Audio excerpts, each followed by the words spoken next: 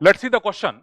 Due to increase in airborne allergen and pollutants, many people in urban areas are suffering from respiratory disorder causing wheezing due to. बच्चों इसमें लिखा हुआ है airborne allergen, allergen की वजह से, pollutants की वजह से अर्बन एरियाज में रेस्पिरेटरी डिसऑर्डर होता है जिसमें कि एक सिम्टम है वीजिंग। वीजिंग मतलब बेसिकली होता है सीटी बजने जैसी आवाज आना रेस्पिरेशन में। तो ये बेसिकली कौन सा डिसऑर्डर है? चार ऑप्शन दिए हुए हैं। फर्स्ट ऑप्शन में लिखा है benign growth of mucus lining of nasal cavity, inflammation of bronchi and bronchioles, proliferation of fibrous tissue and damage to the alveolar wall, reduction in the secretion of surfactant by the pneumocytes। ठीक है, तो बच्चों ये allergy की वजह से जो disorder होता है वो बेसिकली होता है वो अस्थमा होता है, अस्थमा। ठीक है, तो इस क्वेश्चन का आंसर जो है, जो डिसऑर्डर जो कि एलर्जी पोलन ग्रेन्स एलर्जन की वजह से जो होता है वो अस्थमा होता है, ब्रोंकियल अस्थमा, जो कि बेसिकली एक एलर्जिक डिसऑर्डर है। इसमें सिम्टम एक लिखा है वीजिंग। वीजिंग जब हम सांस लेते हैं तो सीटी बजने जैसी आवाज आती है, उसको वीजिंग कहा जाता है। ठीक है, तो अब इसके बारे में हम थोड़ा सा आपको और डिटेल बताते हैं कि अस्थमा क्या है। तो अस्थमा जो है, जिसको अपन ब्रोंकियल अस्थमा भी बोलते हैं, ब्रोंकियल अस्थमा भी बोलते हैं इसको हम। ठीक है, ये hyper responsiveness of respiratory tract to variety of allergens. Respiratory passage का कुछ एलर्जेंस के लिए ओवर रिस्पॉन्सिवनेस होना, जैसे कि आप देखेंगे dust, pollen grain, animal डेंडर्स,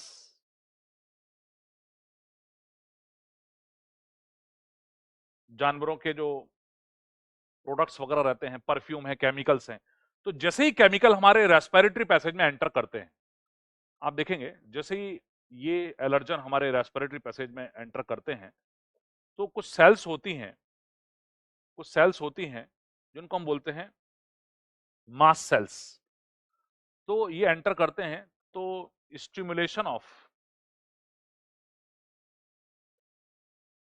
sales like mast cells वगैरह स्टिमुलेट हो जाती हैं और उनसे कुछ केमिकल्स रिलीज होते हैं। Release of chemicals like release of chemicals like histamine, histamine वगैरह रिलीज होते हैं। तो इनकी वजह से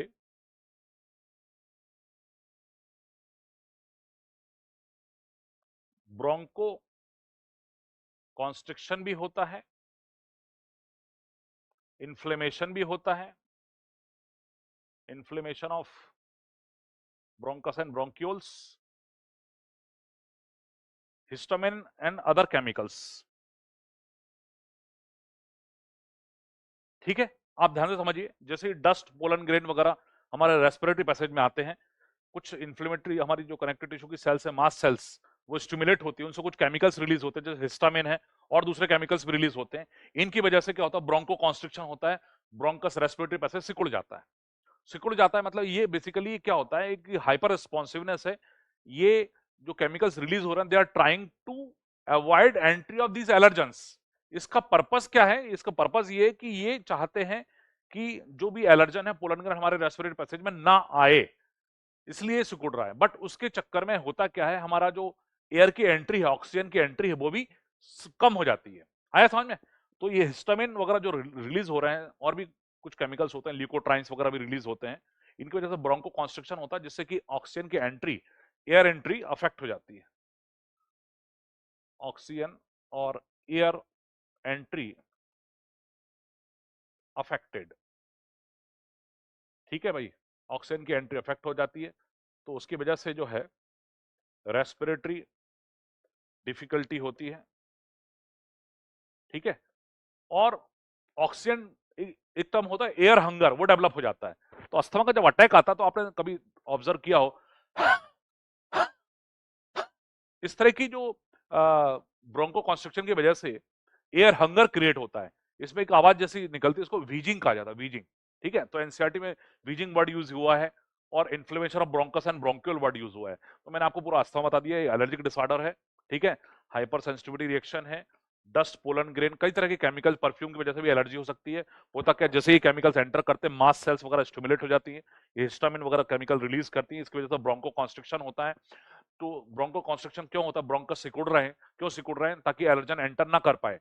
बट इसकी वजह से एयर की एंट्री भी अफेक्ट होती है और ऑक्सीजन का जो कह रहा चाहिए पार्शियल प्रेशर है हमारे ब्लड के अंदर, वो कम होने लगता है, क्योंकि ऑक्सीजन की एंट्री कम हो जाती है, एयर हंगर क्रिएट हो जाता है, तो रेस्पिरेटरी डिफिकल्टी होती है।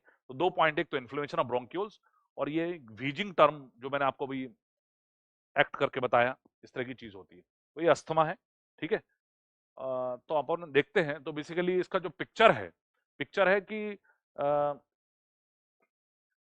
Due to increase in airborne allergen की वजह से पीपल अर्बन एरियाज में सब रेस्पिरेटरी डिसऑर्डर होता है, जिसमें वीजिंग होती है।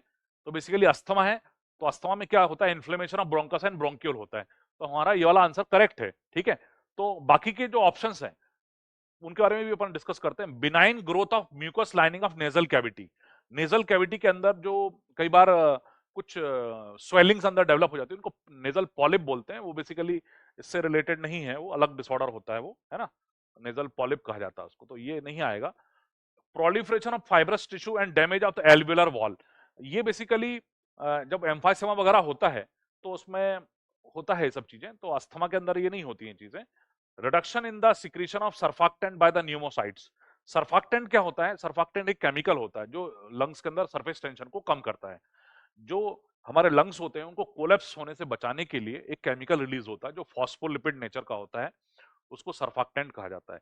लंग्स के अंदर कुछ सेल्स होती हैं टाइप 2 न्यूमोसाइट्स करके सेल्स होती हैं, वो एक केमिकल रिलीज करती हैं। ठीक है, तो ये बेसिकली जब प्रेगनेंसी के समय जो 7th मंथ होता है, 7वां महीना, 28 वीक के आसपास, उस समय इसका सिक्रीशन प्रॉपर होता है। और ये जो है लंग्स को मतलब यदि सर्फेक्टेंट का लेवल ना हो, सर्फेक्टेंट कम हो, तो लंग्स जो है वो कोलैप्स हो जाते हैं। ठीक है, तो ये बेसिकली प्रेगनेंसी में 7 मंथ के आसपास का जो ड्यूरेशन होता है उस समय ये रिलीज होता है, लंग्स के अंदर सरफेस टेंशन को कम करता है और ये लंग्स को कोलैप्स होने से बचाता है। बट इसका अस्थमा से कोई लेना देना नहीं है। मैंने आपको सर्फेक्टेंट के बारे में बता दिया क्या होता है। तो बच्चों इस क्वेश्चन का आंसर जो है वो अपना क्या है, inflammation of bronchus and bronchiole, या अस्थमा का एक क्वेश्चन था। ठीक है, बाकी सारे ऑप्शंस आई थिंक आपको क्लियर हो गए होंगे। ठीक है, कि जो पहला ऑप्शन है in benign growth of mucus lining of nasal cavity, ये एक बीमारी होती है जिसको नेजल पॉलिप बोलते हैं, नाक के अंदर मस्से टाइप के हो जाते हैं वो, बट अस्थमा से इसका कोई लेना देना नहीं है अभी। इसके अलावा फाइब्रस टिश्यू बढ़ना और एल्वुलाई की वॉल डैमेज होना, ये जो है बेसिकली एम्फाइसेमा वाली कंडीशन में होता है ऐसा, और भी कुछ कंडीशंस में भी होता है, जैसे ट्यूबरकुलोसिस वगैरह में भी होता है। और सर्फेक्टेंट बताया, सर्फेक्टेंट एक केमिकल है जो सरफेस टेंशन को कम करता है लंग्स में, ये लंग्स के अंदर एक टाइप 2 न्यूमोसाइट सेल्स होती है, वहां से रिलीज होता है। 7 मंथ प्रेगनेंसी के समय ये रिलीज होता है। यदि इसका लेवल कम होता है तो लंग्स मैच्योर नहीं हो पाते हैं, लंग्स कोलैप्स हो जाते हैं। ठीक है, तो ये होता है। प्रीमेच्योर जो बेबीज होते हैं, यदि 9 मंथ की जगह यदि प्रीमेच्योर डिलीवरी हो जाती है सब 7 मंथ में, 6 मंथ में, तो सबसे बड़ा जो प्रॉब्लम रहता है वो रहता है, बच्चा जब जब तक यूट्रस के अंदर है, मदर्स बॉम्ब के अंदर है, तब तक तो ठीक है, उसको ऑक्सीजन मदर के ब्लड से मिल रही है। लेकिन जब बच्चा पैदा हो जाता है, बच्चा क्राई करता है, मतलब वो ब्रीथ करना चालू करता है, यदि लंग्स मैच्योर नहीं होंगे तो ब्रीदिंग वगैरह की प्रॉब्लम होती है। ठीक है, तो प्रीमेच्योर बेबीज के अंदर ये काफी सर्फेक्टेंट का काफी इंपॉर्टेंट जो है फैक्टर होता है। ठीक है, तो अपना अस्थमा के हिसाब से आंसर हो जाएगा सेकंड वाला, बी आंसर इज करेक्ट।